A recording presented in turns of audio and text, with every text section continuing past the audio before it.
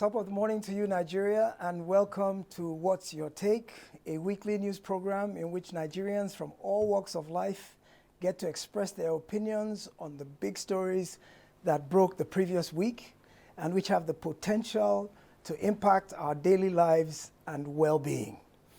My name is Dayo Akintobi, and I will be taking us through those stories that made the headlines this past week. Well, as you all know, today is a significant day because President Buhari is visiting Lagos. He's here on a 2-day working visit to commission some projects. And I'm sorry to disappoint you, he's not here to commission the big one that we were all looking forward to. That's the Dangote refinery. Despite everything that's been said, unfortunately, that project is not ready to come on stream yet. So he's not going to be commissioning that one today.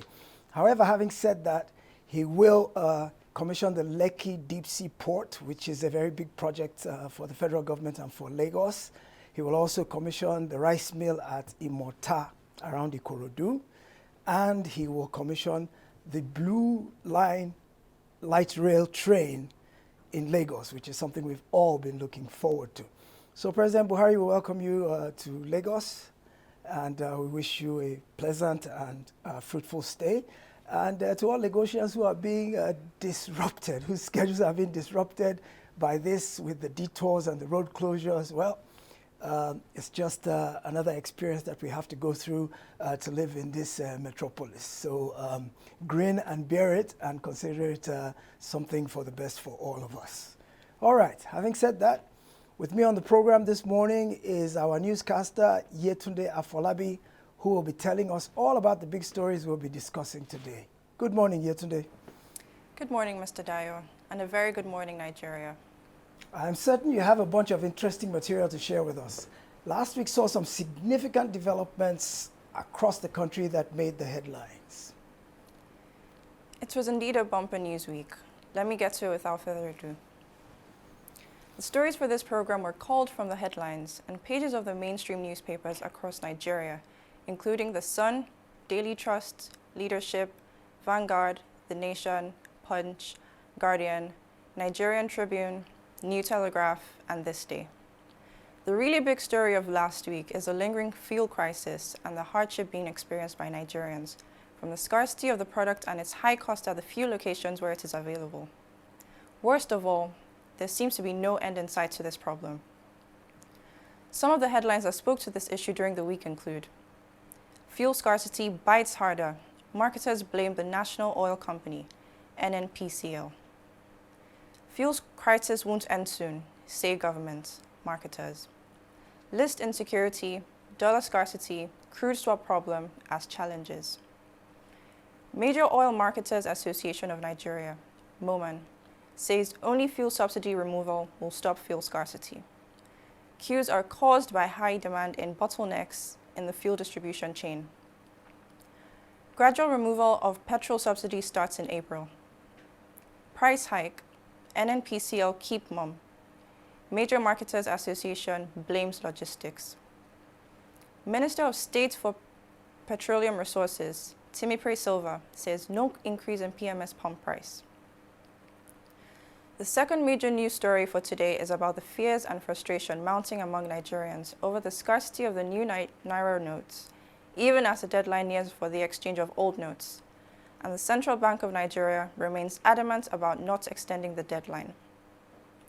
Some of the headlines that address this, issued during the week, include: CBN accuses banks of hoarding billions of new Naira notes, threatens sanctions. CBN deepens sensitization on the new Naira notes and new cash withdrawal policy at major markets across Nigeria. CBN meets with POS agents on Monday. Supermarkets, eateries reject old notes. CBN introduces cash swap policy for new currency in villages, other rural outposts. State governors. Nigerians are facing huge challenges over Naira redesign. Clash with Nigeria Financial Intelligence Unit, NFIU, over cash withdrawal policy. From today, all Nigerians can exchange old notes for new notes at deposit money banks. Our next news item for today is the Edo train abduction of the previous week and the subsequent rescue of the victims by a combined team of police, DSS, vigilantes, and hunters. Is this a ray of hope that a solution to combat the kidnapping scourge has finally been found? Some of the headlines that address this issue during the week include: 1. Armed herdsmen invade Igweben train station in Edo State on Saturday, January 7, and abduct 32 persons. Police working with the vigilante and hunters comb through the bush around the area and apprehend one suspect who begins helping police with their investigation. 6 victims are rescued just 2 days after the incident. 1 week after the incident, all 32 victims have been rescued and 10 suspects arrested, including 2 village chiefs who allegedly gave assistance to the kidnappers. Edo State Governor Godwin Obaseki stated that no money was paid for the release of the victims, as special forces engaged in a joint operation and overpowered the kidnappers and rescued the hostages. We paid 2 million naira to the kidnappers for my sister's release, laments a family member of one of the kidnapped victims. Next in the queue for today is the so-called Chatham Houseization of Nigerian politics. There's a mad rush of Nigerian politicians to speak at the British think tank Good for Our Democracy and Self-Pride.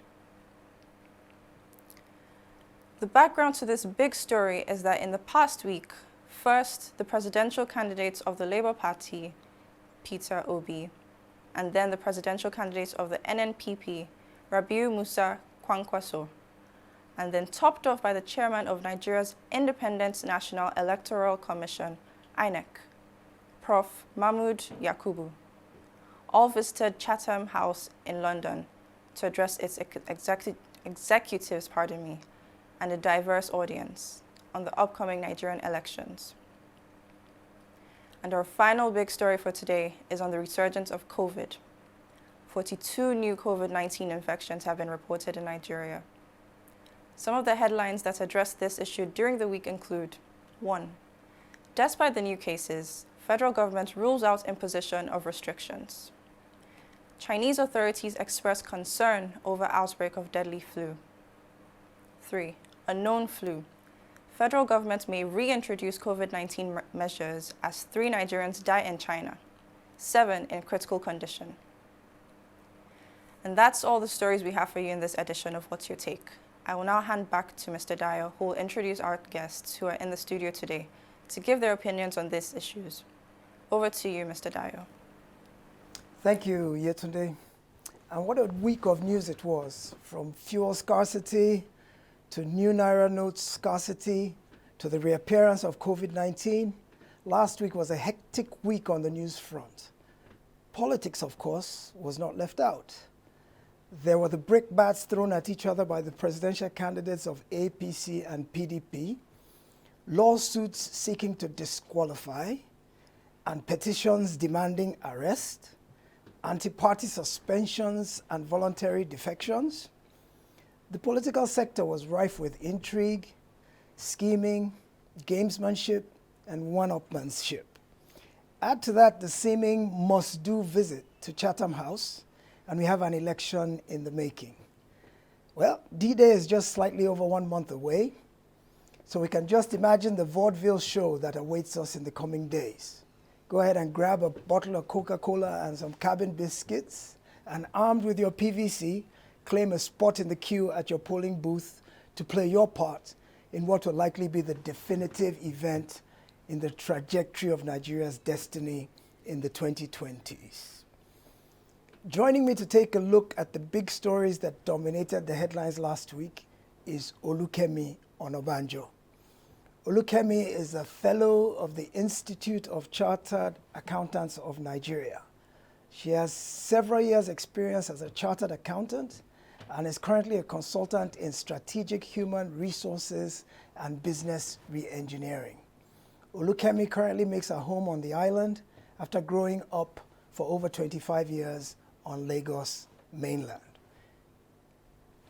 We'll take a break, and when we come back, you will meet Olukemi and my other guests.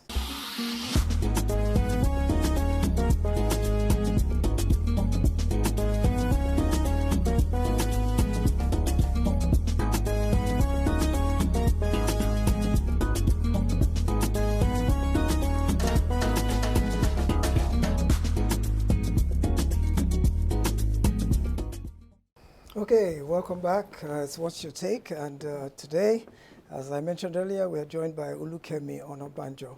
Good morning, Olukemi. Thank you for joining us on What's Your Take today. Thank you for having me. It's a pleasure to be here. Also joining me to add breath to our discussion on the big stories of the past week is Prince Marcus Ogunshusi. Prince Ogunshusi is an entrepreneur. He prefers to be referred to as a trader. He's based in Magodo, Phase 2. Good morning, Prince. Thank you for joining us on What's Your Take today. Good morning, fellow Nigerians. Thank you for having me on the show. Very good. It's a pleasure being here.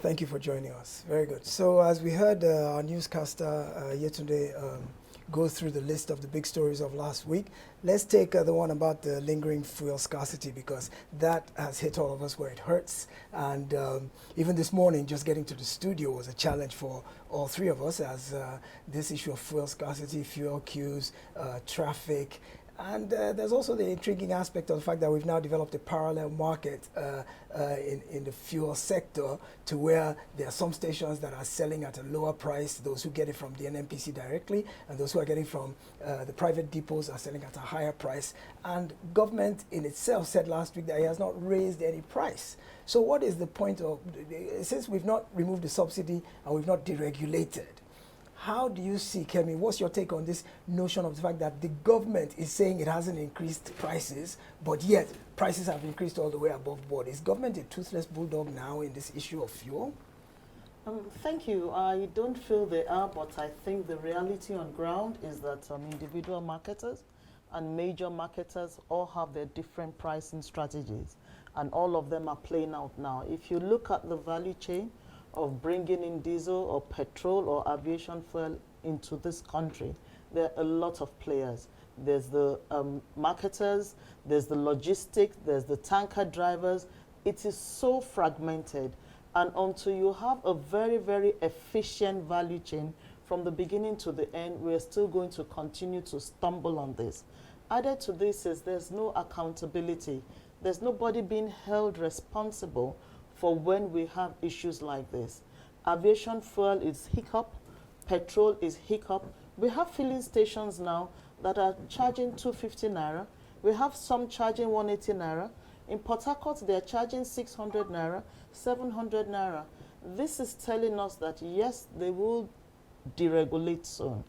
But it's scary because you're deregulating and there's still so much inconsistency in the value chain.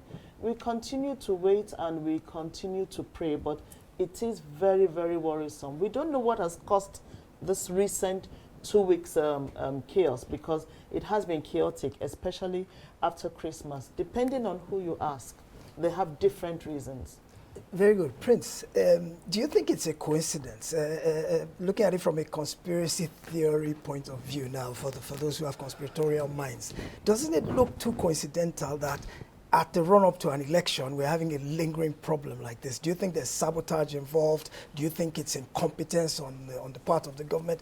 Yes, in the recent past, there have been sporadic fuel scarcity problems, but none has been sustained extensively, at least in the last 7 years or so. We've had them off and on, come and go.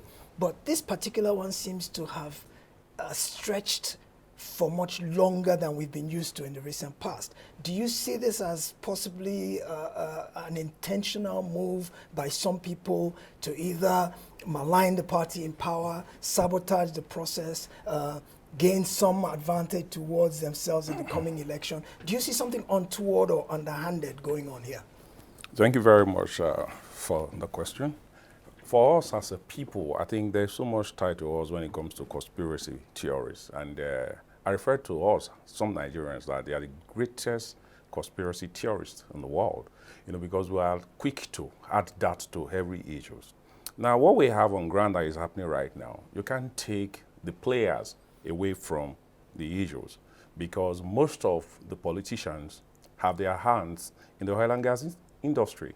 They are, as a matter of fact, they're the biggest player in the sector. So if we want to align that, this could be the reason why we're having this unending fuel crisis. Because in the last 6.5 years, we've not had one that is this prolonged. We'll have a short one, maybe a week, and it will disappear. But this now, as we get closer to the election, it will look like it's going to go tomorrow when you wake up. You just discover that the queue are getting longer. So when you say, what do we have against the government? That is from the opposition part of you now. It's okay, let's present them before the electorate as being failed. Now, if they are failures, it is because the political parties, all of them are all but one. Those in government and those in the opposition. Because you never hear about Nigerian when we talk about Nigerian. You only hear about their interests. So these issues now is about, okay, the government is playing about, let's deregulate, let's commence a month after the election, after all the elections. That is, they're speculating April now. Okay, some of the players are saying, okay, let's make it impossible for them to even get there. Again now, let's see how much money we can quickly make before the regulation proper. There's another dimension to it now that it could even be tied to the opening of the Dangote refinery. That, okay, let's push it to the highest that we can, so that by the time the Dangote refinery come on stream, that they can begin to sell from the point of how much Nigerians now have accepted to pay for premium, which is a minimum liter of fuel. So if you look at the issues generally, you cannot detach the multi-dimension players to it. It's not just a problem of, initially when it started, they said it was a war in Ukraine. The war in Ukraine was making vessels impossible to come over to Africa. But now we have discovered that the crisis in Nigeria had players actively ready to make sure that we don't get out of it very soon.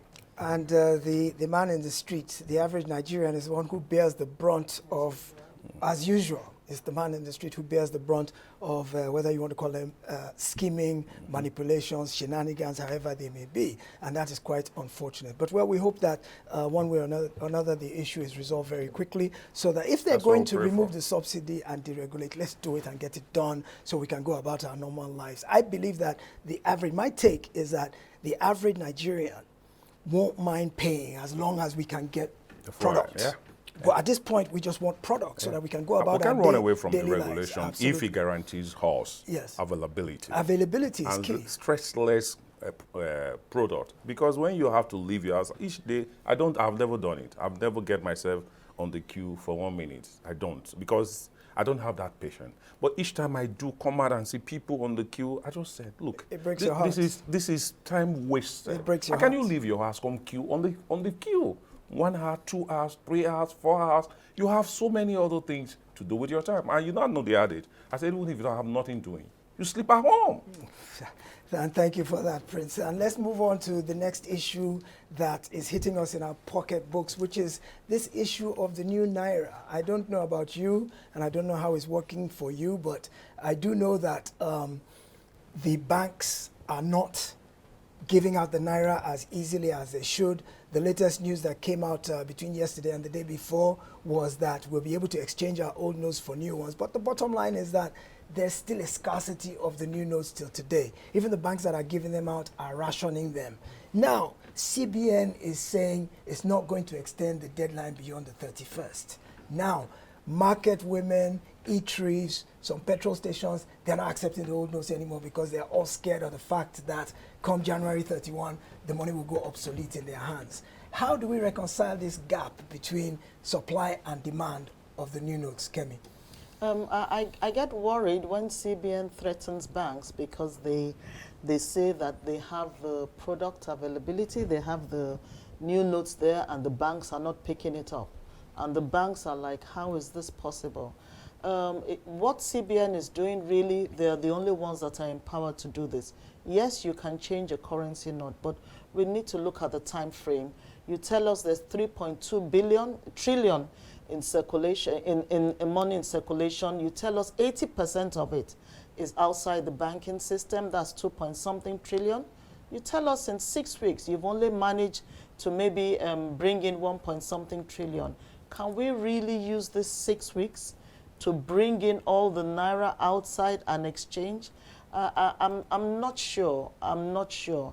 And the logistics of it and the fact that this is something that is affecting the entire country, one needs to just sit back and be careful. By the 31st of January, I honestly don't know what is going to happen.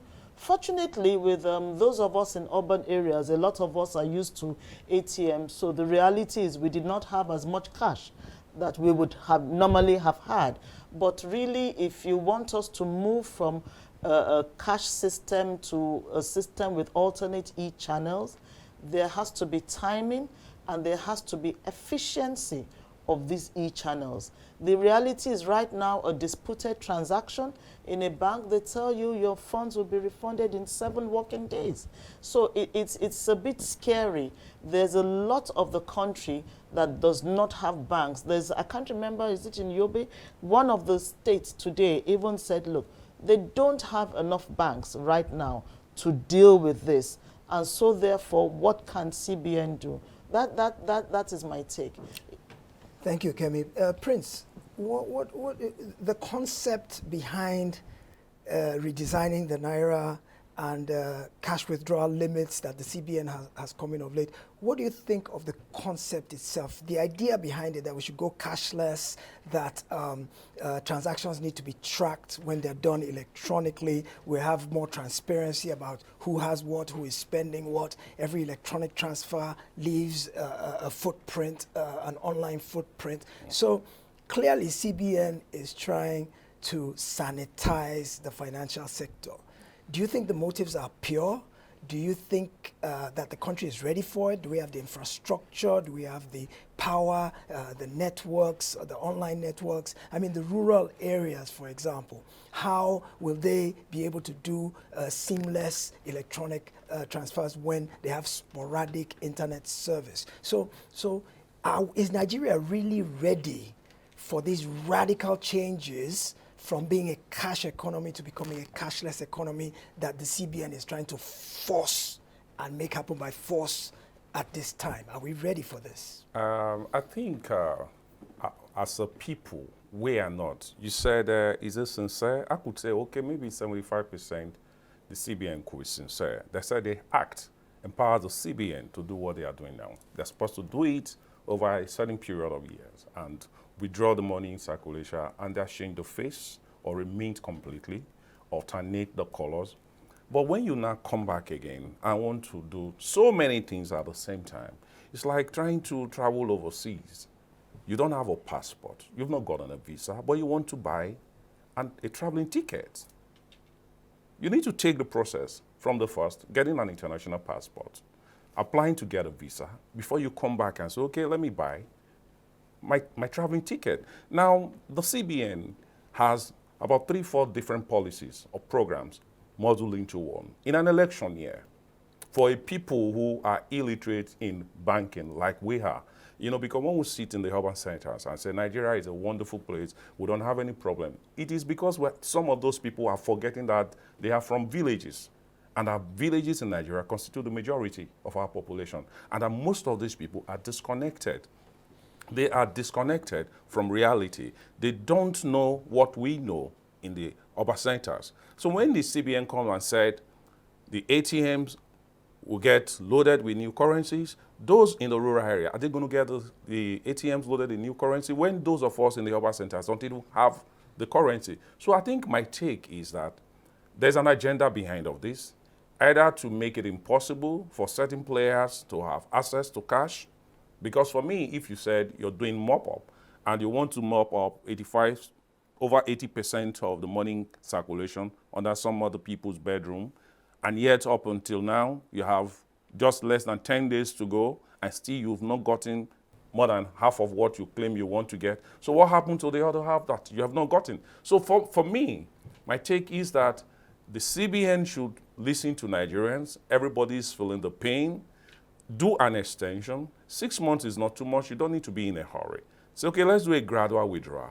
The UK had just done that. They just changed their currency with the new king, and they are giving the citizen 3 years to return the old currency. Nigeria is not matured enough. We don't have the sophistication. We don't even have the manpower to do what greater countries like the British economy are not doing. And we want to do it just in 2 months. I think I'm very sure that we're going to have an extension. We've traveled this part before, and I'm sure we'll get back there again. Thank you, Prince. So in sum, essentially, we are looking at the CBN to extend the deadline to mitigate the effects and the impact of this currency redesign and cash withdrawal limits on Nigerians. Having said that, why don't we look at another issue that relates to cash, which is kidnapping. Big in the news in the last couple of weeks was the kidnapping of victims, passengers on the train in Edo State. And what we discovered was that the state government rallied around very quickly and was able to rescue those victims, and they said they didn't pay any ransom. Within a week or so, not only did they rescue all the victims, they also arrested some of the alleged perpetrators, including 2 village chiefs who supposedly gave succor and assistance to the kidnappers. So that is starting to look like a very positive sign in terms of finding the solution, a permanent solution to this kidnapping problem that we have faced up to this point in Nigeria. The Edo denouement, the way it ended, is giving great hope to the fact that maybe our security personnel and architecture have finally got a handle. Because all along we've always said that kidnappers are not spirits, they're not ghosts. They use telephones to call for ransom demands. They use petrol to fuel their bikes and their generators. They have to buy food for themselves and for the victims. Yeah. So they have to interact with somebody somewhere to keep the supply chain going, but so far they seem to have stymied government efforts to bring them to book. So Edo seems to be a case in point, and it was done very well. Prince, how do you see this playing a role? And also the fact that the government said they didn't pay any ransom. As you know, ransom is the incentive for why kidnapping is carrying on. Although there's a dispute on that issue with one of the relatives saying they actually paid 2 million, so we're not really sure what is true. But looking back in time to how kidnapping has become a lucrative industry in Nigeria, do you see any hope from how Edo has played out? Thank you very much. I think Edo is a signal to what we failed to do from the onset. What we failed to do from the onset was that we blanked our mind to believing that there cannot be a successful kidnapping if there's no collaboration within. And now, when it happens, we choose as a people, choosing to label a certain tribe as the only kidnappers that we have in Nigeria. So when it now happens, you look for the wrong, you look for the wrong criminal, leaving the main criminal the access to go, even if he's walking by you.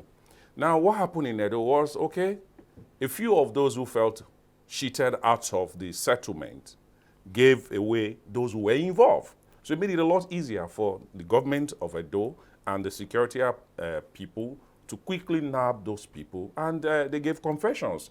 And the confession led to the hideout of the criminals. And that was what led to the quick rescue of the victims. So if we had played what they are playing out in Edo now, before in other states or in other regions of Nigeria, I am sure what we have today as kidnapping syndicate will not as big as it is. But because we choose to look a different direction and allow the criminals to do a free walk away.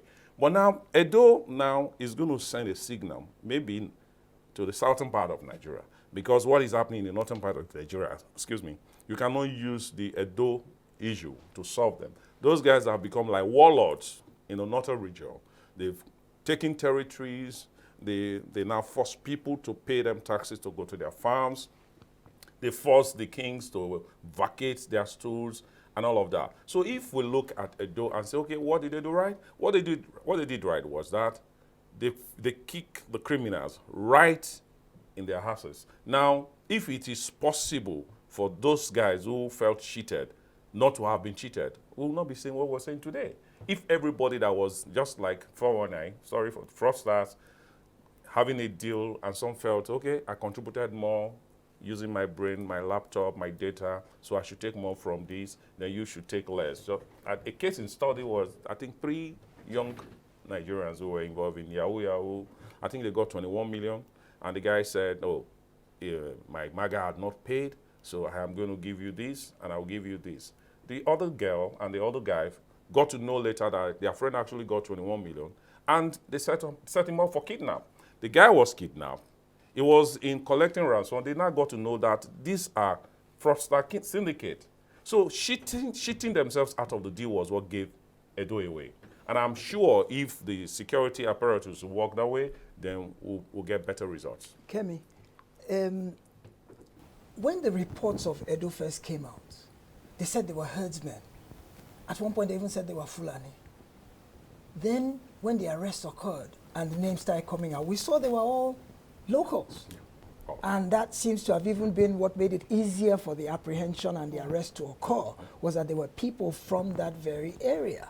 So all of a sudden now we've maligned an entire ethnic group that had nothing absolutely to do with this, and they've already been labeled because they've been stereotyped that kidnapping is by herders.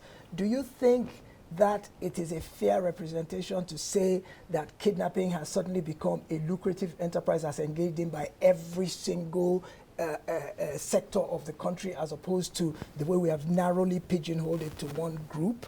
And how do you relate this to what happened in Edo in terms of the perpetrators, the people actually involved? First of all, I must commend Edo State for the speed in which this was handled. It was handled with a not on my watch, a zero tolerance approach. Secondly, as to whether a wrong set of people have been labeled, we don't know what happened. We don't know whether the perpetrators wore Fulani outfits to let people think that, look, there must be Fulani herdsmen. Honestly, we don't know. But I do believe that really the governor is the chief security officer of any state. Their security architecture and security framework must be all-encompassing. If you look at all the players right now, even in finding them, the traditional rulers, the hunters, the police, every layer of security honestly suddenly came out to find these people. And I honestly think if we have states that are doing that, where our security seems to be reactive. It's only when things like this happen, everybody runs around. Is there any state that can boast and say, look, our security detail is such that when this happens, before the end of the day, either from airtime, data, chatter, or so, or from checking the base stations, you would be able to see increased activity and know that something is afoot. As to whether we're labeling a part of the country or the other, the reality is there's excruciating poverty in the land. That's the reality.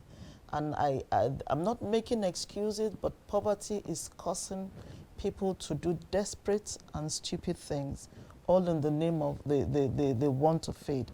My colleague has spoken about the internet fraudsters. The kidnapping is sad because it could have been decisively dealt with at the beginning. And yes, efforts were made, but the efforts were not enough, such that it is now like an industry. And like you say, in the North, there are now players and rules of engagement and territories and all. We do hope that this is something that each of the states would deal with more decisively.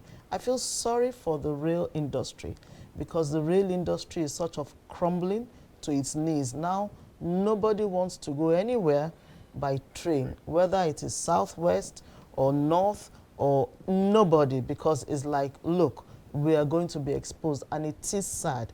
It is sad. Thank you. Yes, thank you, Kemi. It is sad indeed. And from what I hear you saying in terms of the states providing the security, that is starting to speak to state police, which speaks to restructuring, which is a very big issue in Nigeria today, which we will take up another day. But yes, indeed, definitely we are pleased that there is some advancement in this aspect, and that leads us to our next issue, which is a very big one. COVID is back. Or did COVID never leave? Did we just take our eyes off the ball for a minute? It was reported, as Yetunde mentioned in the news, that 42 new infections occurred in Nigeria in the previous week, and also in China. Apparently there's a new unknown flu. I think it might be a mutation of the coronavirus, and 3 Nigerians have died in China and 7 are critically ill. So initially when the story first broke, the federal government said, oh, we're not contemplating any restrictions in light of all of the stuff we suffered from the first lockdown. But as the number of infections begin to rise and people are starting to get sick again, the government is rethinking this. The Secretary to the Government of the Federation, Boss Mustafa, said over the weekend that the federal government is really seriously contemplating reintroducing some measures. Perhaps not a lockdown, but maybe asking things like face masks, like social distancing, like washing hands all over again.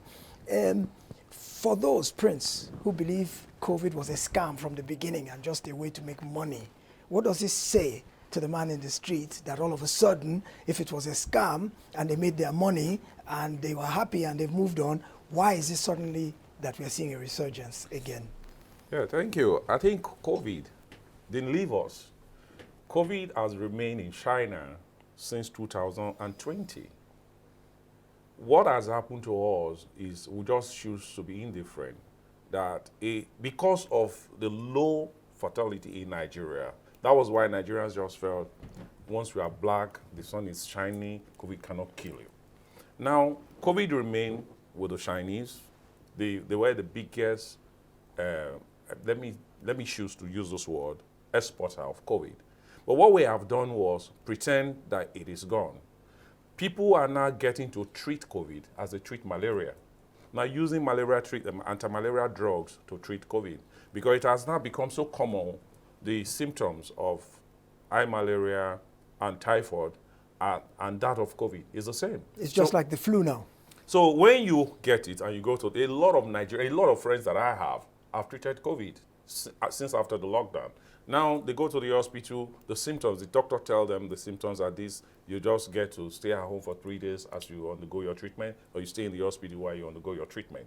So what we are having now is that the government are not suddenly waking up because Nigerians are just caution into the air. No regard again for the face mask. Nigerians in our usual way of always disregarding everything that had to do with our health until Nigerians had to wait to fall ill before they seek medical attention. So now the government is saying, I think we need to begin to wake up that COVID, you're still here. COVID never left. COVID never left. It will be impossible for us to just wish that COVID has gone. So it's back now. It's always been here, but now it's creeping back to Nigeria. I have a few friends, not less than 5, who have undergone treatment in the last 12 or 16 months.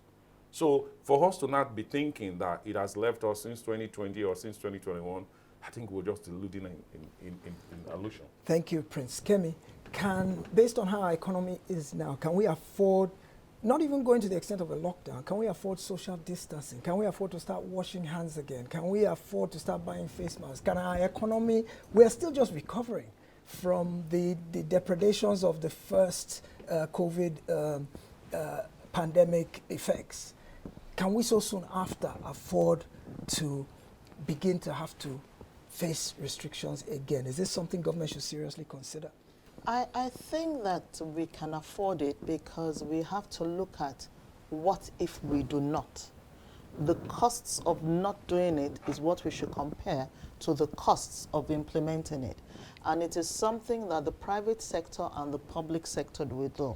You have a lot of companies now that they adjusted their medical policy after COVID to include the things that they will do. I think for us, we just need for the government to continue to educate, It's up to each person, it's up to each home. How do you want to protect your husband, your wife, your kids? What activities do you want to do? Do you want to continue sanitizing? Do you want when your kids go out for them to use the mask? A lot of us have been empowered more than before. 2 years ago, we all didn't know what to do. But starting with the family, the establishment, the institution, the state, the government, we know the minimum steps to take. I'm not sure that we're ever going to have a lockdown. Even developed countries in the world, a lot of them were rioting, as in, look, they cannot afford a lockdown. But there are things that we ourselves can do. We know the basic things to do to take care of ourselves. And hopefully the impact in Nigeria, like we saw in 2020, will not be as much as the impact in other cold climates, where anytime there's winter and there's a flu, you have an upsurge in the COVID. But really, really, COVID is here, and now more worrisome, even kids. are catching COVID for this particular this particular strain that we have right now. We continue to pray and continue to protect each and every one of our families and our offices. Yes, and coming to think of it, how about vaccinations? All of a sudden, it seems like the entire vaccination exercise has just completely been abandoned. I remember that when we were at the height of the COVID fear, that vaccinations were an everyday thing, people were going, people were queuing, although there were some who didn't believe in it, but vaccinations actually played a major role. But that seems to have fallen by the wayside, as we generally do in Nigeria when we get complacent and relaxed about things. So perhaps it's a time for government to look into bringing back the notion of vaccinations for those who haven't had it yet. All the vaccinations were always 70, 72% effective, 80%. So maybe it's a residual 20% that we are suffering now. They were never 100% effective. Absolutely, never. Because we know they were rushed to market because of the crisis situation at hand. And let's talk about our final story now, which for today, for this edition, which talks about politics again. You might have noticed the trend, as Yetunde mentioned, of our Nigerian politicians running to the UK to this institution called Chatham House, which supposedly, quote unquote, is something similar to our Nigerian Institute of International Affairs. Yes. It's its equivalent in the UK. And there are some Nigerians who've been asking that why do we have to go to the UK? The people we're talking to in the UK are not going to vote in our elections. Even Nigerians in the diaspora don't even have the facility to vote yet, let alone non-Nigerians, British people. That what is so important that seems that we have to go to the UK for validation? Is it that we have an inferiority complex? Is it that we still have this colonial mentality that our colonial masters need to validate us as individuals? And what is even more worrisome is that one or two of those who've been going to Chatham House have refused to address our people here in this country and prefer to go and speak to foreign people who have no say whatsoever in Nigerian elections. So, Prince, let's let you take that. What do you think about this whole concept of going overseas to go and address foreign agencies or foreign organizations and begin to tell them your plans as a candidate for Nigeria if you are elected, knowing that these people don't have any say in the outcome of the election? Thank you. I think for me, I never like valuations done outside the shores of Nigeria, and valuating any African leader or any African country. We're Africans. We have gotten our independence years ago, so we should be allowed to run ourselves the way we want to run ourselves. That is, you're the father of a child does not mean you're going to dictate to that child from age 1 to age 50. When the child gets of age, he leaves your home and begins to run his own family. So now for us, I think the biggest problem of the average Nigerian politician is complex that breeds ego.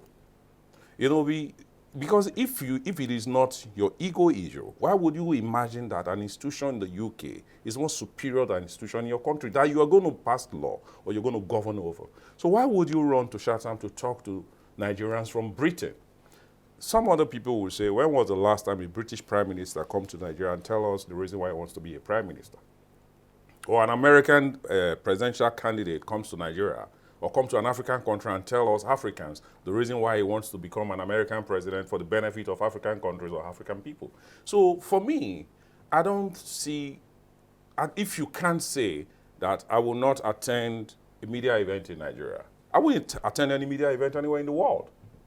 Let me talk to the people any which way I choose to, maybe in a stadium, in the marketplace, in the bus terminal, or on the streets. Okay, the media out of it for me, just like the former American president, Donald Trump, used to reject questions from the CNN journalists in the White House. He tells you, no, next question. You know, so for us, we can't travel that road. But the complex of the black mind, who still sees the white man as more superior. Some people will tell you, the British came here, they took us as slaves, and they're going to pay for it. And yet you want to go die in their country. You tell me because the infrastructures are better. We killed our infrastructures. The British people did not contribute to killing our infrastructures. If we have gained independence since 1960, that's 62 going 63 years ago, then by now we should be talking to ourselves that our country is better. No matter how bad it is, we're going to stay here and work it out. So I think the Chatham House thing cannot leave us because, like I said, the biggest problem of an average Nigerian politician is complex and ego. Thank you, Prince Kemi. Some people have said we live in a global village now, that the world is so interconnected that when a butterfly flaps its wings in Brazil, it rains in Gambia, that the whole world is interrelated. Can you see a point of view that believes that you must engage internationally, and as a result, those who are going to Chatham House are already telegraphing the way they will interplay in global geopolitics? Can there be a basis extrapolated out of this Chatham Houseization of Nigerian politics if you look at a global perspective? Does that justify this trend? It does justify. For me, I think that the Chatham House is just a world stage. There's nothing else. I don't believe that we seem to be going back for validation. I believe Chatham House has a reputation providing an independent, objective platform for seeking to deepen democracy. So politicians feel as if for them to be taken seriously, they must speak from the Chatham House platform. Our current president right now, before the elections, he went to Chatham House. After the elections, he went to Chatham House. For him, I don't know why, a lot of times they give more foreign interviews than local interviews. So I think we should ask our press, what is it about us that is not allowing all these candidates to want to come and use Nigeria as a world stage? What is it about us that is causing our politicians to go to the Chatham House stage? It's self-validation. Because I listened to a lot of the interviews. I would be more interested if they went and addressed the Nigerian British or Nigerian American Chamber of Commerce, so that at the end of the discussion, you can say, candidate 1, 2, 3, these are the plans that you have for our country and your country. Then I can come back and say, that was a good discussion. But other than that, all the conversations is really just self-validation. I went, I was invited, I went. I really, if you go online, anybody can go to Chatham House. There's a process. You can even apply to be a Chatham House member.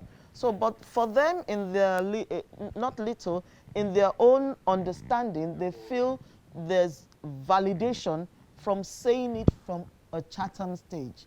We just pray that very soon we would be able to have that kind of validation, or we'll be able to have that faith in our own Nigerian infrastructure, such that they can, even if you invite Chatham to come, so let it be Chatham Nigerian Institute of International Affairs. It's more acceptable, but really, for them, they are touting their own personal horns, and they've gone, they've come back. Although there are some candidates that have not yet gone, and they're not the worst for wear. They're not. Thank you. Perhaps our democracy will eventually evolve. We're still a work in progress. And so hopefully our democracy will evolve to the point where our candidates begin to feel that they have a local platform, that speaking here in Nigeria will give them the same sense of self-validation, self-worth, same sense of self-pride as they seem to be desperately seeking from foreign shores. And that's the much that we have for you today on this edition of What's Your Take. I want to thank my in-studio guests, Olukemi Onabanjo, thank you for joining us today. We've had great fun indeed. Prince Marcus Ogunshusi. Thank you very much. It's been a beautiful day. Yes, indeed. Thank you so much. Thank you, our audience, for having spent some time with us. So. Yes, indeed. And to all of Nigeria, we say thank you for joining us. Don't forget to like, share, and follow, subscribe to this program on TV 360, and we look forward to joining you again next Monday with a look at all of the stories that transpired during this week, and bring in some additional guests from among those of you out there who will give us their take on what happened this week. Thank you, and have a brilliant day.